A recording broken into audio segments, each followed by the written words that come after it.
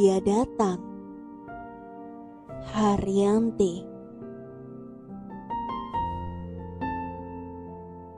Panggil saja aku Saskia. Sekarang aku sedang memasuki semester 6 untuk menyelesaikan studi akuntansiku di suatu universitas terbuka di Yogyakarta. Ceritaku berawal semenjak aku mengenal dirinya tanpa sengaja. Aku mengenali dirinya hanya lewat jejaring sosial Facebook yang berawal hanya sekedar chat biasa. Dan tanpa disadari, ternyata dirinya satu universitas dengan diriku. Tetapi hanya saja dirinya beda universitas denganku. Tanpa menyadarinya, lama-kelamaan aku mengenali sosok seorang BVR.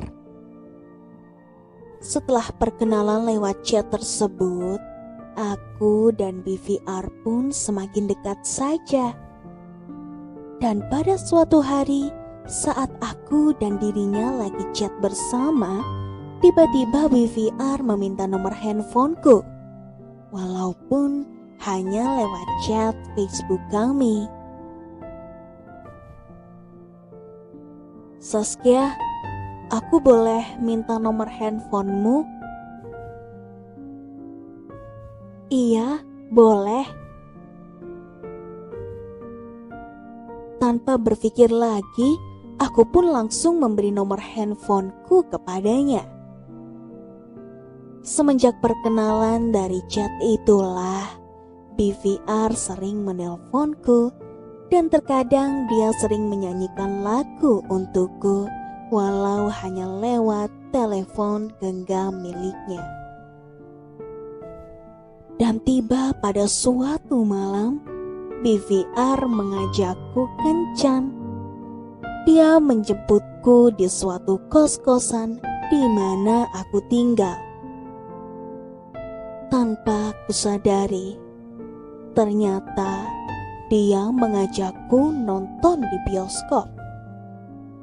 Aku masih teringat jelas pada waktu itu. Aku dan BVR menonton film Pocong juga Pocong. Aku masih mengingat semua itu. Walaupun pulangnya sudah larut malam, tapi aku sangat menikmati kencan pertamaku dengan dirinya. Mulai saat berkencan itulah BVR semakin memperhatikanku. Dia sering SMS, menelepon, dan mengajakku kencan. Dan hubungan ini masih sangat dekat. Tapi walaupun hubungan ini sangat dekat antara aku dan BVR, kami tidak mempunyai hubungan yang spesial antara aku dengannya. Seiring berjalannya waktu, tak terasa begitu cepat waktuku di semester 6 ini. Dan tak lama lagi, aku akan memasuki semester 7. Di mana semester 7 ini, aku sudah mengambil kuliah kerja nyataku atau KKN. Saat BVR menelponku, aku memang sengaja membahas soal KKN bersamanya. Dan ternyata pada semester itu juga dia juga sudah bisa mengikuti KKN. Kami pun bermaksud untuk KKN bersama. BVR pun menyetujui ajakanku untuk KKN bersama. Dan akhirnya seiring berjalannya waktu, semester 6 pun usai. Aku dan BVR masih sangat dekat. Memang waktu berjalan dengan sangat cepat. Secepat aku mengenali sosok BVR.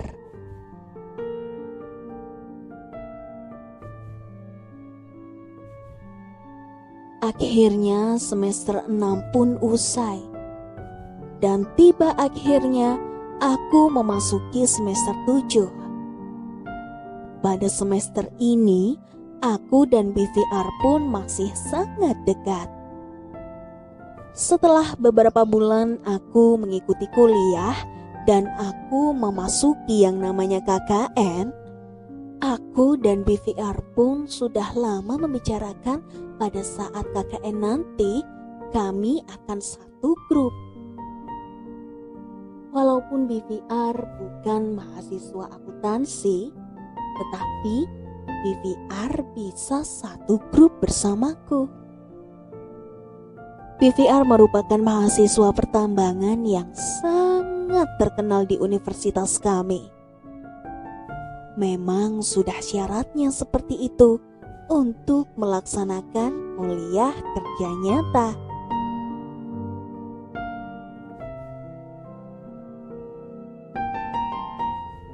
KKN pun tiba. Semenjak KKN berlangsung, di sanalah aku semakin menyukai sosok seorang BVR. Aku mengagumi dirinya. Aku berpikir aku memang menyukainya. Tapi pandangan BVR terhadapku tak seperti yang kurasakan. Aku mengharapkan BVR ada perasaan yang lebih padaku. Tapi ternyata perasaan itu hanyalah perasaan teman. Tak lebih dari seorang teman. Namun BVR pun tak ambil pusing soal itu. Soal perasaanku padanya.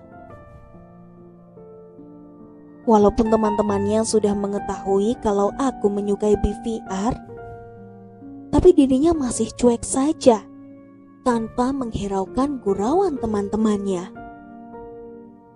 Aku berharap saat teman-temannya bergurau itulah BVR akan mengetahui semuanya. Tapi pada akhirnya, dia tak menghiraukan gurauan teman-temannya itu. Hatiku berkata, aku kecewa saat itu pada sikap BVR yang begitu cuek.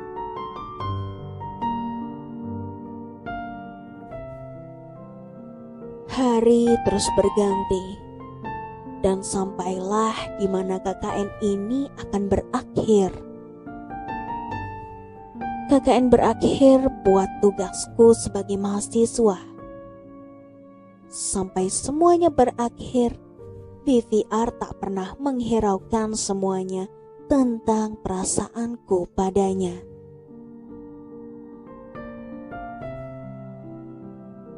KKN pun berakhir.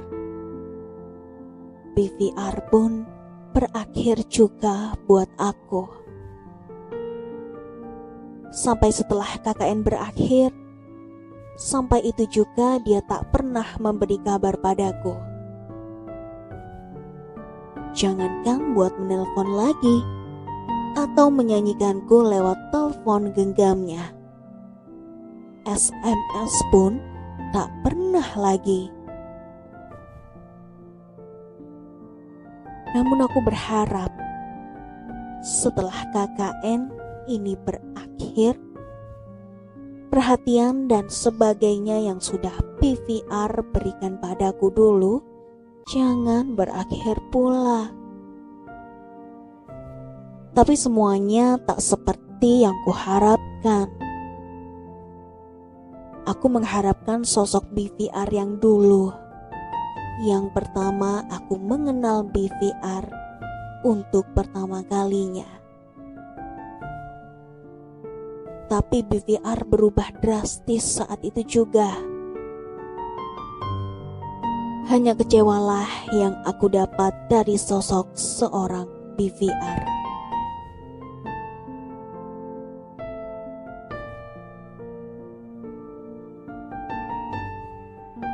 Sampailah di ujung di mana aku disibukkan dengan tugas akhir kuliahku. Dan aku harus menyelesaikan skripsiku. Aku berharap sampai sejauh ini BVR ada menanyakan kabar tentang diriku. Tapi kekecewaan lagi yang kudapatkan. Kemana sosok seorang BVR yang dulu ku kenal? Kenapa KKN berakhir, BVR berakhir juga buat aku?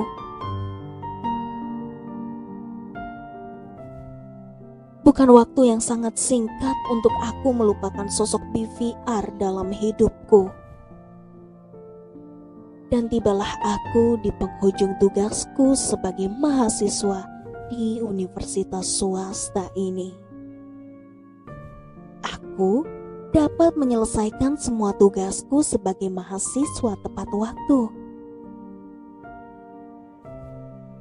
Setelah ujian akhir, aku berharap sosok BVR ada memberi ucapan. Selayaknya teman-teman yang lain, dan aku juga berharap sosok BVR bisa datang pada hari itu. Sampai beberapa hari aku sudah melaksanakan tugasku sebagai mahasiswa tingkat akhir. Tapi sampai sejauh ini juga aku tidak mendapatkan kabar dari dirinya. Jangankan datang memberi selamat, ucapan dan melihat ujian akhirku. Keberadaan dan kabarnya pun aku tidak tahu lagi. Kali ini aku mendapatkan kekecewaan lagi dari dirinya. Dan aku berpikir, apakah aku bisa melupakan seorang BVR? Sepertinya BVR memang menjauh dari aku. Bahkan, aku menyadari semua itu.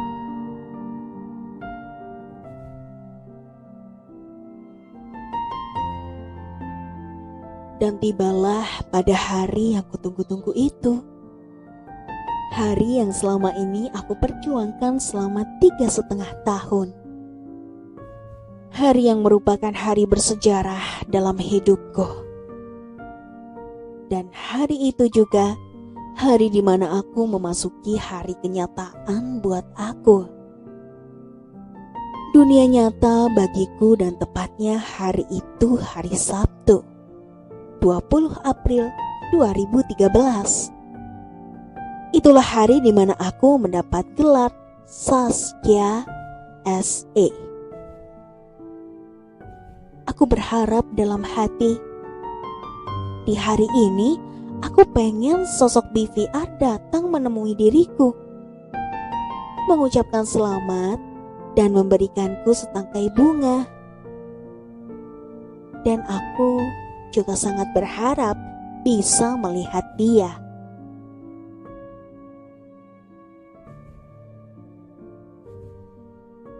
Dan di hari ini juga, hari di mana hari kebahagiaanku, sosok BVR yang kuharapkan datang menemuiku.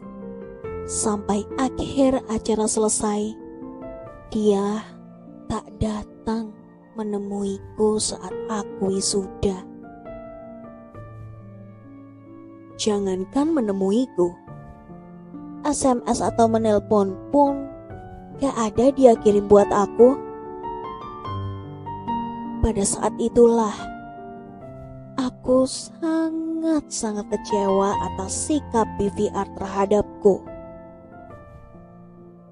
Aku gak bisa bicara apa-apa lagi saat mengetahui seseorang yang selama ini aku tunggu, aku kagumi, dan seseorang yang aku sukai gak hadir di acara wisudaku ini. Tapi apa yang aku dapat? Kekecewaan lagi yang kudapat dari sesosok BVR yang selama ini aku harapkan.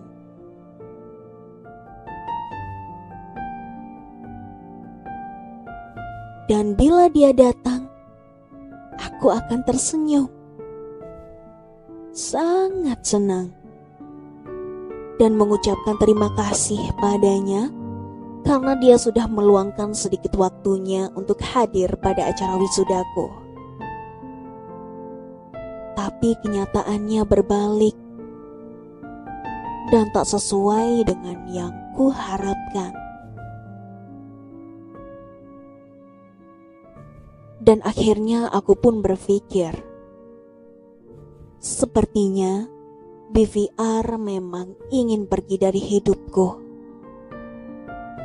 Mungkin di balik semua ini, Tuhan sudah merencanakan yang lebih indah untukku.